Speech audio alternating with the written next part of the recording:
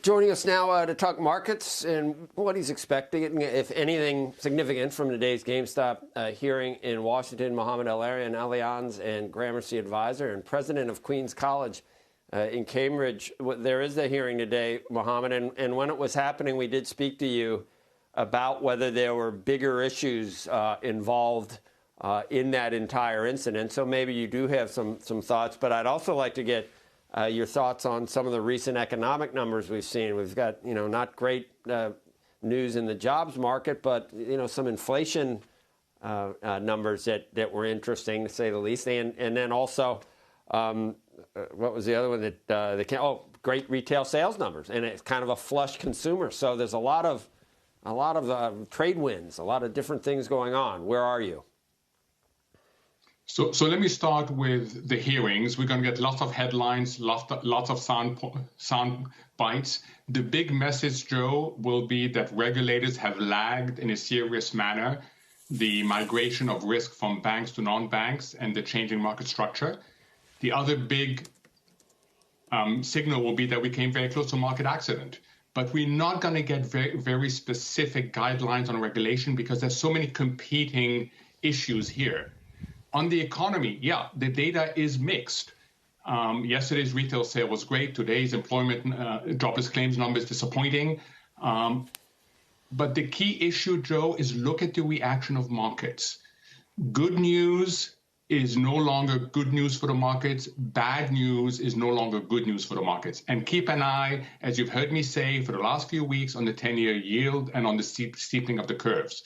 That's going to tell you how the market is going to react to a mixed economic picture. Mohamed, which interest rates are giving us the true signal? The rates going up on the 10-year or the rates going down out the curve on things like junk? So I think you're getting two signals. One is fear about inflation, and that's why these curves are steepening. And if you add up the numbers, you can easily get to injections of 20 to 25% of GDP, even under some modest policy scenario. Because remember, you've got the Fed pedal to the metal at $120 billion a month, and you've got 3 to 4 trillion coming in from the fiscal on two packages.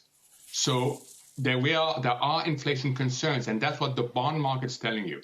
What the spreads are telling you is that for now, the markets do not believe that Fed effectiveness in delivering low volatility in the credit market is going to change because they don't believe, rightly, that we're going to have a wave of bankruptcies. So as long as the Fed has your back covered, you will continue to buy credit. But the two things conflict at some point, and that's what people who look at the details of the market are investigating very closely. Where is that point? Some people think it's around 140 to 150 on the 10-year yield. Are the stars aligning for inflation to at least be higher than it's been recently? Maybe we don't have resurgent inflation like we've worried about, or we stopped worrying about, but we used to worry about it. But I mean, you look, maybe wage pressure, who knows what happens, all the stimulus that we're seeing, energy prices, which are going up, a flush consumer. There's just a lot, all the money printing. I can point to a lot of things. What's deflationary at this point, Mohamed, to offset some of those things? So the inflationary side, and I won't use the word inflation, I'm going to make the distinction Steve just made. We're going to have a pop in the price level this year that's going to be well above what the Fed is expecting. Why? Because of the mistiming. Demand is going to go up. Effective demand is going to turn, notional demand is going to turn into effective demand. Supply is not going to respond that quickly. So we will have a pop in price levels. The economists will tell you, oh, I'm not sure it's an inflationary process. The market will not make that distinction. So we will get a change in price level that is in excess of what the Fed thinks, and it's going to put the Fed in a difficult situation. As to the underlying elements, I think if you look at the supply side and you look at other influences, this is likely to be a price pop as opposed to an inflationary process. Shepard Smith here. Thanks for watching CNBC on YouTube.